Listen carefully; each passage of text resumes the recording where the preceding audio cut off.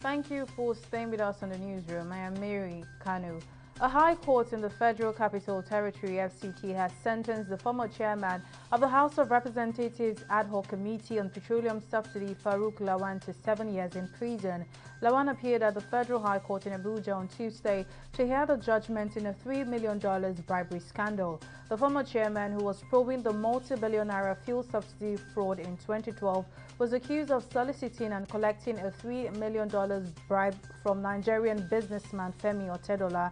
The alleged bribe was to remove Otedola's company Zenon Petroleum and Gas Limited from the list of oil companies allegedly involved in the 2012 fuel subsidy fraud. Lawan, who denied the accusations, has now been handed a 7-year sentence. The House of Representatives has begun investigation into the federal government's suspension of the micro-blogging site Twitter.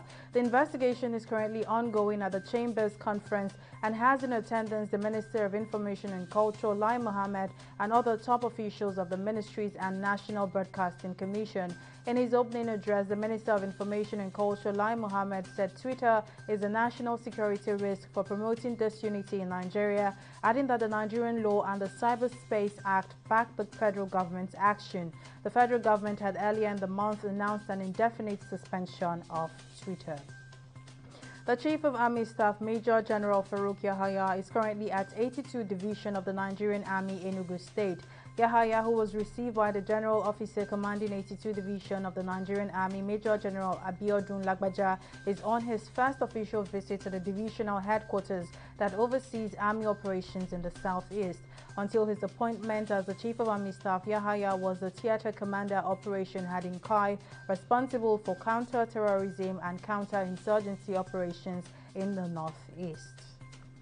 And in COVID stories, traditional, civil and religious weddings have been suspended in Rwanda as the country struggles to contain a surge in coronavirus infections amid fresh restrictions. Rwanda has avoided the worst of the pandemic by enforcing some of the strictest containment measures on the continent and implementing a rigorous regime of testing and contact tracing. But over the last few weeks, cases have shot up, with authorities counting 662 cases and 7 deaths on Monday. The country of 13 million people has registered a total of 31,435 positive cases and 388 deaths since the start of the pandemic. And for the first time in 5 months, Bitcoin fell underneath $30,000 on Tuesday, hit by concerns over China's ongoing crackdown on the world's most popular cryptocurrency. Bitcoin sank 9% to as low as $29,624, attaining a level last seen in January 2021.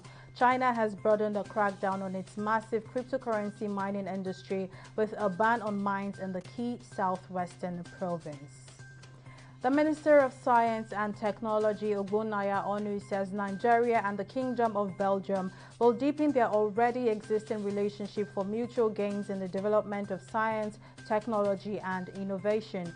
The minister, while receiving the ambassador of the Kingdom of Belgium to Nigeria, Daniel Bertrand, on Monday, said the federal government is working hard to lift 100 million Nigerians out of poverty by the turn of the decade, adding that through more investment in science and technology, the per capita income and gross domestic product of Nigeria would improve. He assured the envoy that Nigeria is a prime destination for investment and expressed optimism on interested Belgian investors.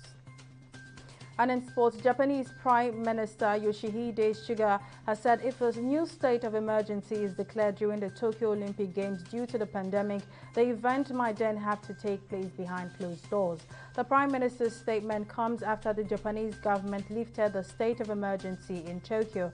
Meanwhile, domestic fans will now be allowed to attend events at the Games, but venues will have a spectator limit of 10,000 or up to 50,000 of capacity to minimize the risk of spreading COVID-19. Japan is moving ahead with staging the multi-billion-dollar games, which were delayed by a year due to COVID-19 pandemic. That's all on the newsroom. Many thanks for watching. I am Mary Kanu. Bye for now.